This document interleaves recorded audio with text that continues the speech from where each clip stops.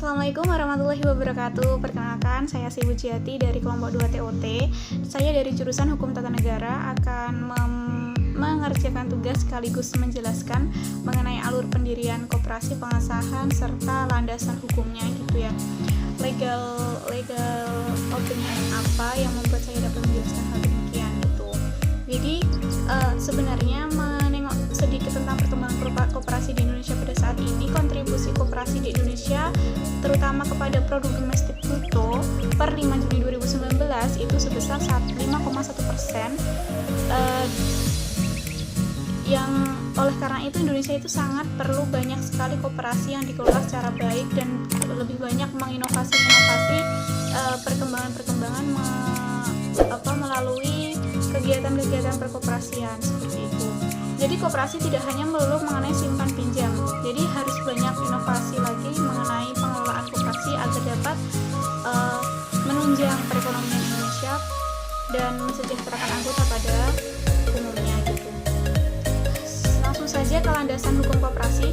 Sebenarnya landasan hukum koperasi itu sangatlah banyak, menyangkut UMKM dan sebagainya.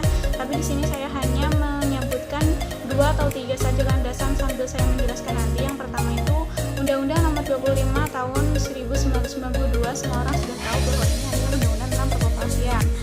Nah, yang kedua itu ada Undang-Undang tentang persyaratan dan tata cara Undang-Undang Peraturan Pemerintah atau PP Nomor 4 Tahun 1994. Setelah diterbitkannya Undang-Undang Perkoperasian, undang-undang ini muncul yang mengatur mengenai persyaratan dan tata cara pengesahan akta pendirian dan perubahan anggaran dasar koperasi gitu ya. Selanjutnya, syarat pendirian koperasi. Syarat pendirian koperasi itu secara umumnya dapat diklasifikasikan hanya menjadi beberapa tahap saja. Yang pertama itu, koperasi primer harus didirikan oleh minimal 20 orang yang mempunyai kegiatan dan kepentingan ekonomi yang sama, sedangkan pendiri koperasi sekunder minimal 3 badan hukum koperasi. Jadi di sini tentang minimal bentuk lembaga-lembaga yang akan mendirikan koperasi. Hal ini sudah diatur dalam dasar hukum mengenai syarat mendirikan koperasi secara jelas. Kemudian kuasa pendiri koperasi itu mengajukan permintaan pengesahan akta pendiriannya baik secara tertulis maupun elektro kepada Menteri Koperasi dan UKM.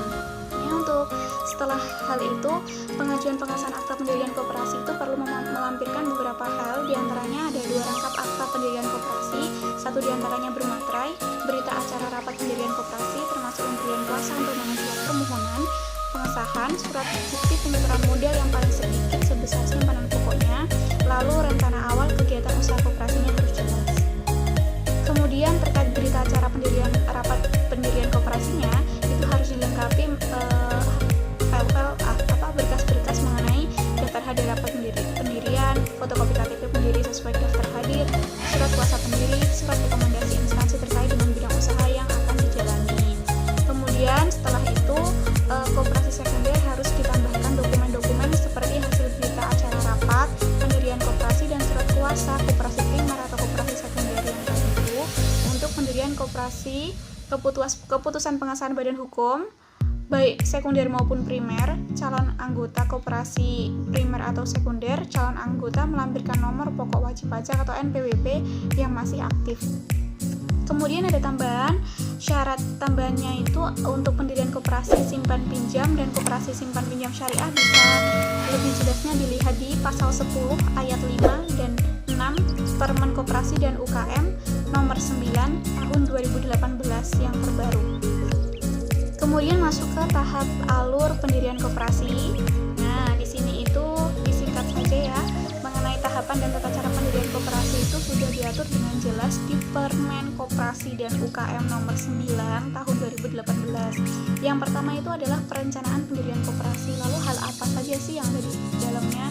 Itu minimal 20 anggota koperasi primer, menentukan tempat kedudukan koperasi, punya modal sendiri, menentukan namanya koperasi, paling sedikit 3 kata setelah frasa koperasi, dan membuat rencana awal usaha, ada calon pengurus dan pengawasnya.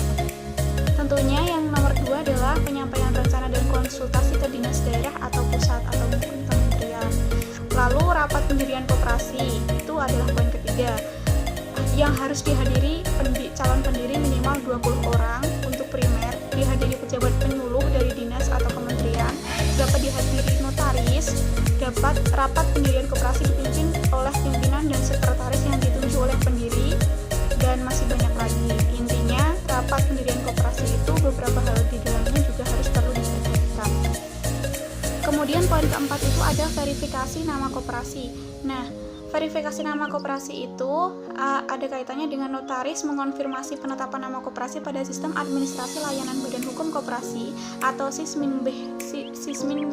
Sisminkop. Koperasi yang telah memperoleh persetujuan nama wajib mengajukan permohonan akta pendirian di dalam waktu paling lama 30 hari setelah notaris tadi. Intinya proses ini sangat berkaitan dengan notaris karena memerlukan akta-akta pendirian koperasi secara lengkap dan detail. Lalu mekanisme Sisminkopnya itu permohonan pengesahan akta pendirian koperasi itu dilakukan secara tertulis dengan mengisi form isian akta pendirian koperasi sebagaimana yang telah tersedia di form. Terus permohonan pengesahan akta pendirian koperasi itu diajukan pemohon dengan cara memindai dan mengunggah dokumen. Lalu administrator Sisminkop memeriksa format isian dan dokumen dari pemohon. Lalu nanti akan ada sesuai atau tidaknya dan bisa ditolak atau dikoreksi lagi, nanti ada kelanjutan dari administrator. Lalu ke poin terakhir yaitu pengesahan.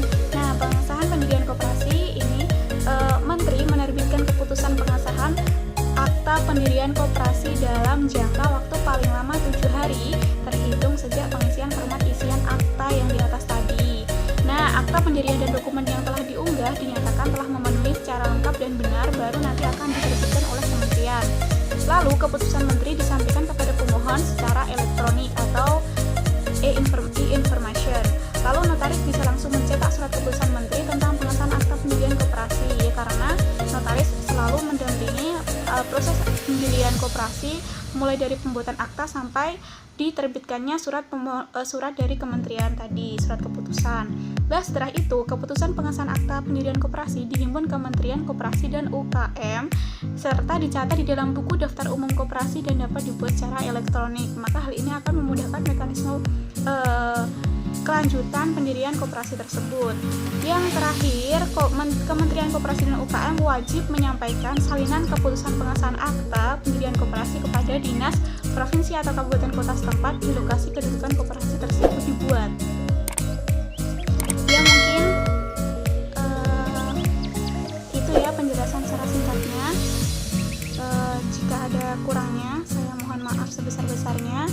Semoga apa yang saya sampaikan dapat dipahami dan diterima baik bagi pendengar maupun pengurus. Wassalamualaikum warahmatullahi wabarakatuh.